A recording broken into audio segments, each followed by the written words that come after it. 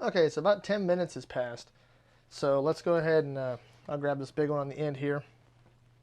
And I want to show you what it looks like when you break it open. Did you hear how crunchy it was on the outside? And you see inside? Well, it's still really, really hot.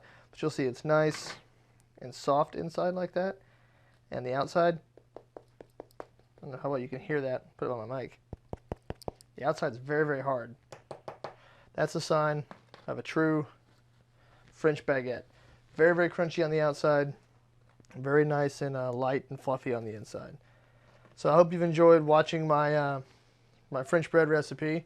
Be very, very careful when you do this so you don't burn yourself. Be very, very careful when you do this that you don't burn anybody else, especially the part with the water. So I've enjoyed making this, and I hope to have you back soon enough, and check out one of my videos on Expert Village. Thanks a lot.